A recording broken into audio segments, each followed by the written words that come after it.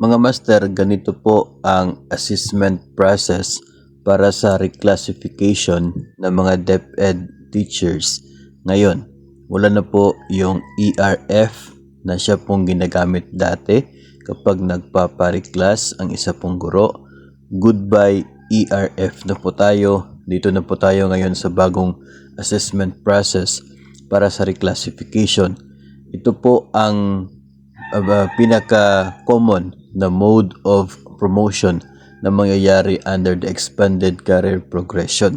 So unang-una po dyan ay mag-call up po ng applications ang inyo pong SDO, at mula po sa mga applicants ay titingnan kung yung qualification standards ba ay pasok ito pong si applicant, at kung qualified, then papasok po sa susunod na step. Pero kung hindi po qualified ay DQ talaga, no? Then pangalawa, kapag pasok na doon sa qualification standards, ay titingnan po yung standards based requirement evaluation. So dito po yung mga kung ilan ang mga outstanding at very satisfactory na mga classroom observable indicators at mga non-classroom observable indicators bibilangin kung pasok. Isa pa yung requirement po na 1 year sa current position na meron pong IPCRF si applicant, titingnan din po yon. Kung pasok po ay dito na po sa comparative assessment. Kung hindi po pasok doon, then disqualified na rin. So dito po sa comparative assessment, gagamitin ang DepEd Order number 20 series of 2024. Una dyan, ito pong education training experience.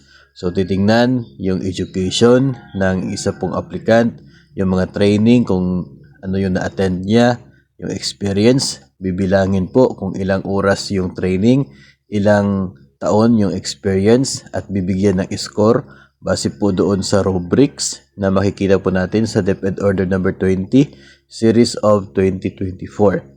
Then papasok din po yung performance rating, kasi yung score po sa latest na IPCRF, yun po ang magiging basis para sa computation ng performance ni applicant. Yung performance kasi isa po sa mga criteria dito po sa scoring na magaganap. Then after that, itong ETE plus performance, ito na po tayo sa classroom demonstration na mangyayari po. Required na po yun sa lahat ng mga aplikante.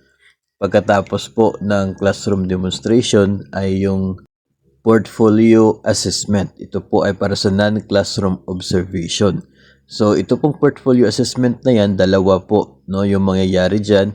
Una yung annotations ng mga indicators, mayroon pong 5 na indicators yan, depende po sa position na ina-applyan.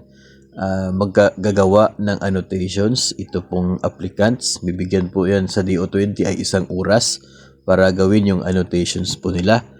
Tapos isa po ini-evaluate po yan yung score base po sa annotations, at isa pa po mangyayari dyan ay yung behavioral events interview. Magkakaroon po ng interview base po doon sa sinulat na annotations ni applicant. So parang i-confirm lang naman po yun ng mga HRMPSB members or subcommittee members kung ano po yung applicable. Kino-confirm kung yung naisulat sa annotations ay kung paano ba ginawa ni teacher. So parang doon po magbabase yung interview po niya. So ito po, itong galing po sa ETE, Education Training Experience, Performance Rating, Classroom Demonstration, at ito pong non-observable na ito, Portfolio Assessment, ay siya pong maging basihan ng score nito pong ating applicant for reclassification. Tapos kapag mayroon na po tayong score doon, ay ito pong tinatawag na yung career, ay yun na po yung parang ranking, kumbaga, base po sa score ng mga applicants. And base kasi doon sa mga score ng mga applicants, kung makikita kung sino yung makakapasok for the reclassification. Yung nabanggit po before during the orientation ay meron pong mangyayaring cut-off na score, no? Dapat maabot mo yon para mo-qualify ka talaga for the reclassification. Tapos kapag qualified na, titingnan naman po, no, magdepende naman po sa budget ng inyo pong division, no, kung magkano po yung budget, kung hanggang saan doon sa listahan yung aabutin na kayang i-accommodate ng budget for the reclassification. So lalagyan po, no, ng mga check yung mga kayang i-accommodate sa budget, at sila po yung mauuna na isa-submit sa region at sa DBM for approval. Then, yung mga other applicants na qualified pero hindi po nakapasok doon sa availability ng pundo, sila po ang magiging priority sa susunod na naman na reclassification, no? Sa pagsusunod po na pagbibigay ng pundo for the reclassification, yung mga eligible na hindi pa napasok, no, kasi kinulang sa budget, sila po yung magiging priority. So doon po papasok yung kahalagahan ng pag-apply sa reclassification sa first call ng inyo pong division. Yun po, ganyan po yung mangyayari dito po sa bagong proseso ng reclassification para po sa mga public school teachers.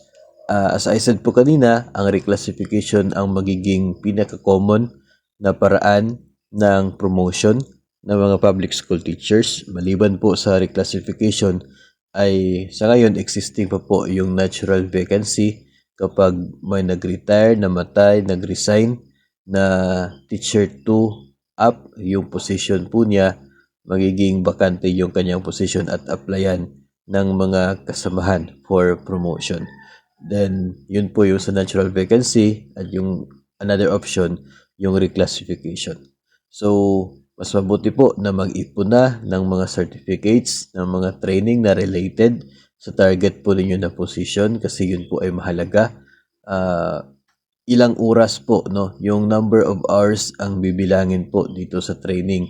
And kahit gaano po kadami yung training po ninyo, i-check po ninyo doon sa DO20 Series of 2024 kung ilang oras yung parang maximum para maabot mo yung 10 points para po sa training. So yun po yung pwede pong gawin. And also, ay ihanda po yung sarili kapag kayo po ay nag-apply, dadaan po talaga kayo sa classroom demonstration at on po sa interview.